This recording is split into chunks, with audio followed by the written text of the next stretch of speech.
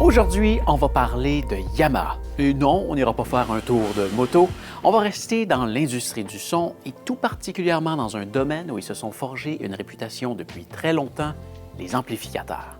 Pour en avoir installé plusieurs pendant de nombreuses années chez les clients, j'ai remarqué des petites subtilités d'un type d'ampli à l'autre qui peuvent faire une différence majeure dans ton salon. Je viens de me replonger dans le domaine et j'ai fait tout plein de belles découvertes que je vais te partager, démystifier et vulgariser dans les prochaines minutes.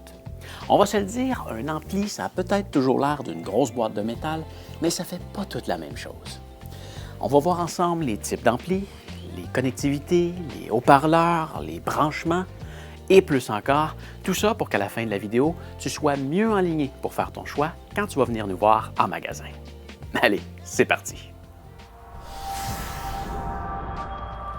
Commençons par parler un peu de Yamaha. C'est une entreprise bien établie et très diversifiée.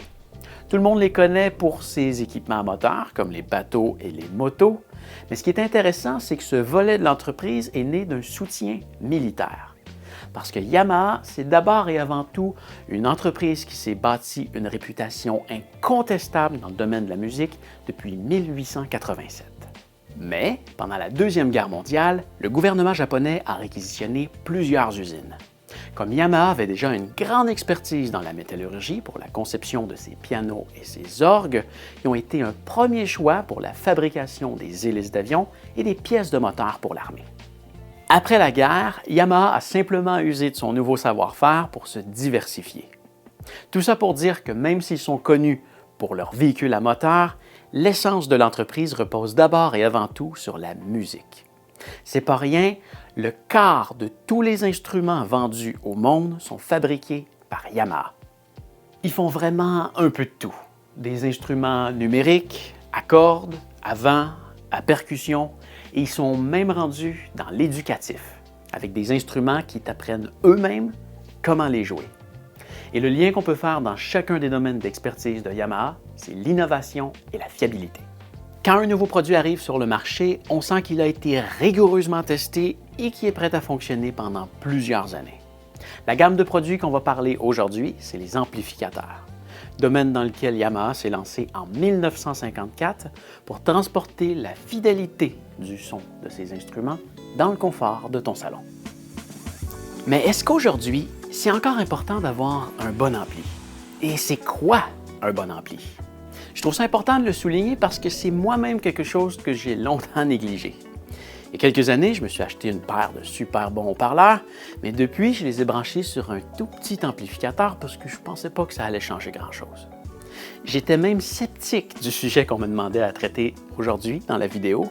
C'est pour ça que je me suis ramené un bon amplificateur Yamaha du magasin pour pouvoir le tester chez moi et t'en parler par expérience. Et ça m'a ouvert les portes sur un tout autre monde de l'audio auquel je n'accordais pas encore une grande importance. Une première erreur courante qu'on va faire en magasinant un ampli, c'est de se fier au fameux watts par canal. Et ça, c'est une mesure qui ne veut pas dire grand-chose. Par exemple, le petit ampli que j'avais à la maison, c'est un 125 watts par canal. Et le gros Yamaha que j'ai ramené, c'est un 100 watts par canal. Et c'est incroyable comment ça joue mieux à tous les niveaux. On va voir dans les prochaines minutes ce qui fait la différence. Et c'est peut-être plus excitant de magasiner une paire de colonnes parce que c'est beau, c'est ce qui habille ton salon, c'est ce que tu regardes quand tu écoutes ta musique, mais le choix de ton ampli est encore plus important. Attends, je t'explique. Imagine que tu souhaites te procurer une embarcation pour aller sur l'eau. Tu as le choix entre un kayak et un bateau. C'est certain que le bateau peut être tentant, mais si tu as juste une pagaie pour le faire avancer, ça ne sera pas optimal. Brancher un gros parleur sur un petit ampli, c'est le même principe. Tu ne pourras jamais l'exploiter à son plein potentiel. Donc l'idéal, c'est de trouver le juste équilibre. Maintenant, pour bien choisir ton ampli, on va regarder les 3 types qu'on a chez Yamaha. On va commencer avec les amplis de cinéma. Ça, pour les plus pointilleux, c'est un récepteur.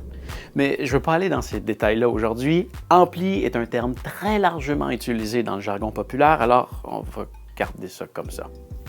Donc, quand on écoute un film aujourd'hui, les films sont enregistrés pour donner une expérience immersive et enveloppante.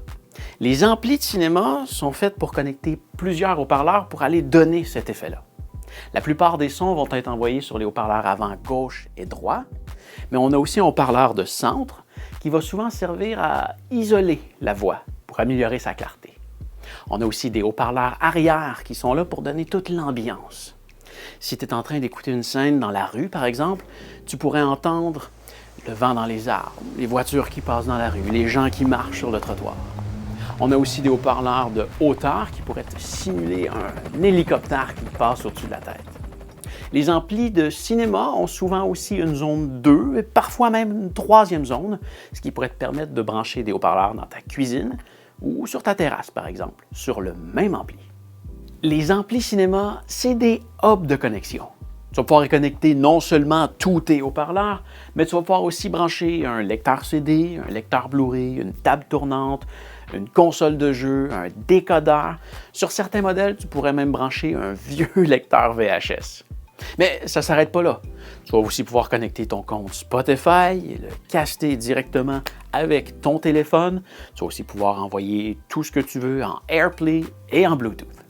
Ton ampli va aussi pouvoir se connecter à ta télé par la connexion HDMI ARC. Ça va faire en sorte qu'elle va devenir un peu une extension de ta télé.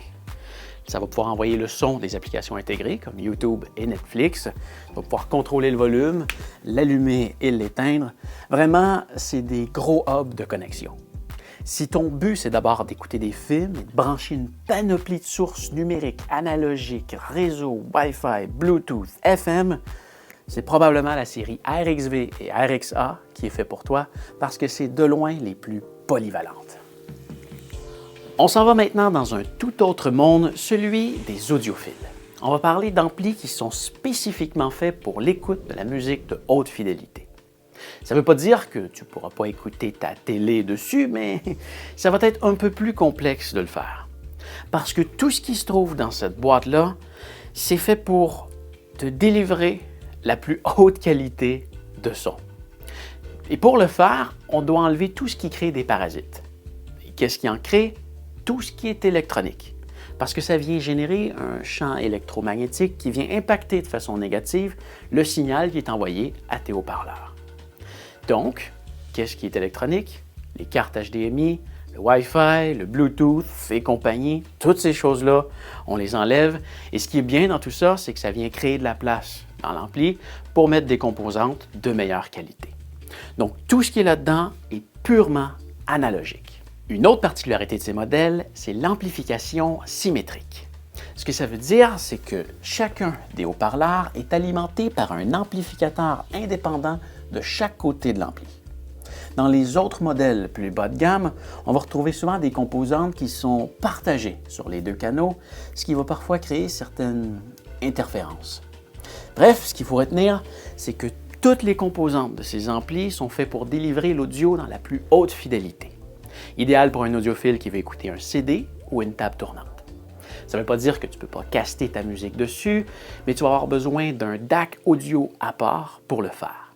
Si ça t'interpelle, c'est les amplificateurs intégrés de la série AS de Yamaha que tu veux. Ce qui nous amène à la dernière catégorie d'amplis, et qui est présentement la plus populaire chez Yamaha, la série RN. Et encore là, pour les plus pointilleux, il s'agit de récepteurs. C'est étonnamment quelque chose d'assez nouveau dans le domaine des amplis haut de gamme. J'étais sceptique quand on me l'a présenté, mais j'ai fait mes recherches dans la compétition et c'est quelque chose d'unique à Yamaha. La série RN, c'est le parfait mariage entre la série AS, donc un amplificateur stéréo pour brancher deux bonnes colonnes, mais on y a ajouté le juste minimum de technologie pour la rendre assez polyvalente. Ça veut dire que tu vas pouvoir profiter de la majorité des connexions qu'on retrouve sur un ampli de cinéma, comme le HDMI ARC, les connexions réseau, Bluetooth, les connexions analogiques, numériques. Tu vas pouvoir caster la musique de ton téléphone directement dessus, mais tu vas aussi avoir la qualité sonore d'un ampli de haute fidélité.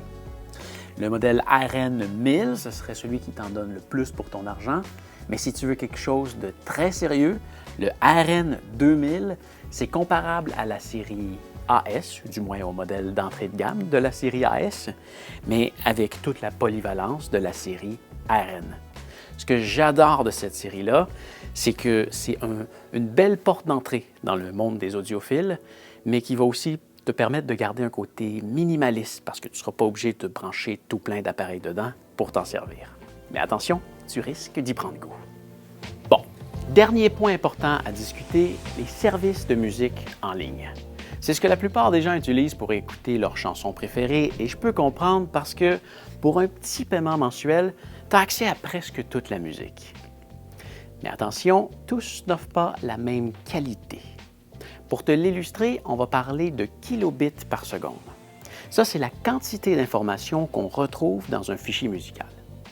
Par exemple, un bon vieux CD, c'est 1411 kilobits par seconde.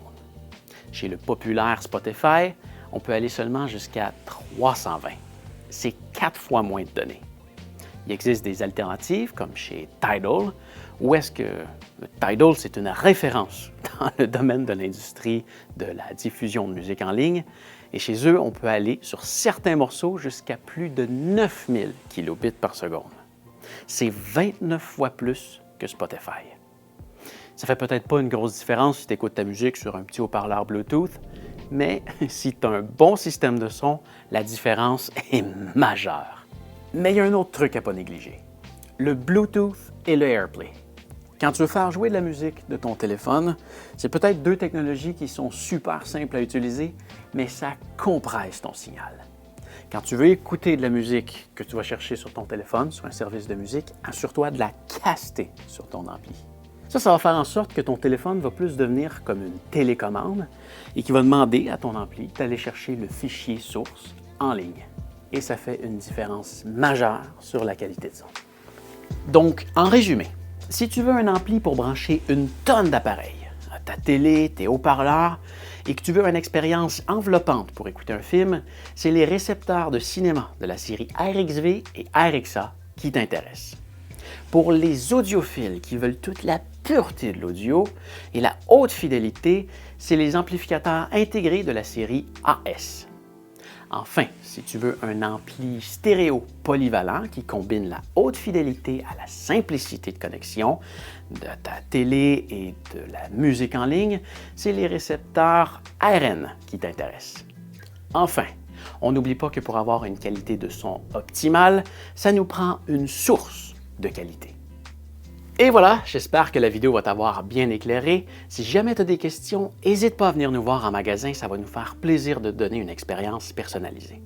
Tu vas aussi pouvoir profiter de l'expertise de nos techniciens pour aller évaluer tes besoins et faire l'installation et la calibration de tes équipements.